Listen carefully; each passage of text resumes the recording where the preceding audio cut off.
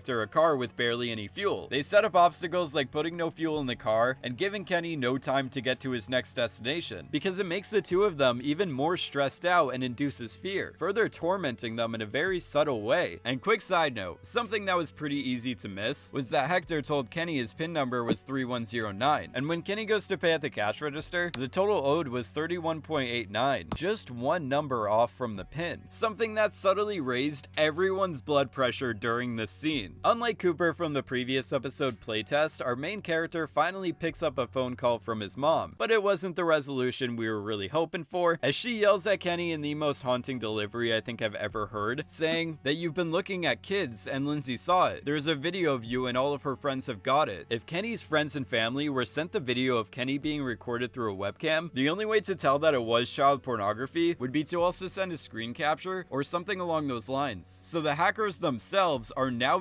distributing child pornography. In Hated in the Nation, we observe a society that feels the need to execute the most hated people by voting for the person with #death2, and we see a hacker punish a nation by killing all 387,036 people who participated in the movement. In White Bear, Victoria used her smartphone to record her fiance murdering a little girl, so the people in the Justice Park record her as part of her punishment, replicating Victoria's crime. In Shut Up and Dance, the climax of the episode is Kenny having to fight to the death with another pedophile. The hackers make it so the watchers become the watched. This improper justice of tormenting and blackmailing Kenny led to him having to fight to the death with another person over money robbed from a bank, as a drone streaming a live feed of their fight hovers above them. This group set up a scenario like a cage match on pay-per-view, and they live stream it for their own amusement, going far beyond any ethical vigilantism, as the hackers view this fight as a form of entertainment, seeking some level of enjoyment from it, similar to Hector having the camera in his hotel room or Kenny looking up the pictures, and no different from the way people were recording Victoria on their smartphones, as the hackers have made their own version of a Justice Park. The song that plays in the end is called Exit Music for a Film by Radiohead, from their album OK Computer, an album title that refers to embracing the future. It refers to being terrified of the future, of our future, of everyone else's. Exit Music is a song that was originally intended to play during the 1996 film Romeo and Juliet, so this song is based off of the tragedy of two characters that will join each other in the afterlife by killing themselves. In Shut Up and Dance, Hector mentions how much he cares about keeping his kids and family together. When talking about the possibility of losing his kids, Hector claims, "I will stand in the kitchen and put a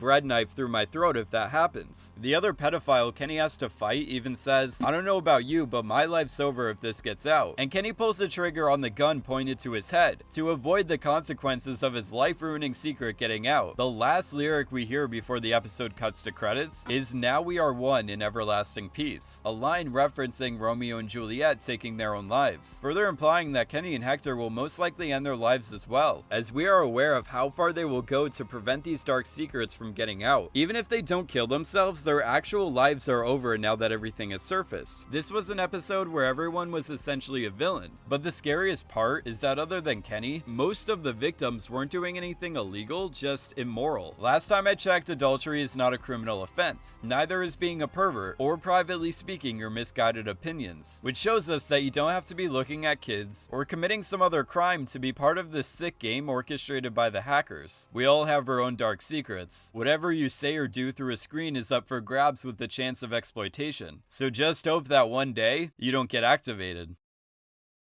That was all I had to say about the episode Shut Up and Dance. This is an episode that I've seen a lot of people request, so if you guys want to see me analyze any particular episode of Black Mirror, just comment the name of it down below. And if you're new to my channel and love Black Mirror, you've come to the right place. Black Mirror is my favorite show, and I'm analyzing different episodes all the time, so I recommend you go check out my Black Mirror Ending Explained playlist, and subscribe to support this channel. As always, thank you guys so much for watching, and I will see you in my next Black Mirror Ending Explained.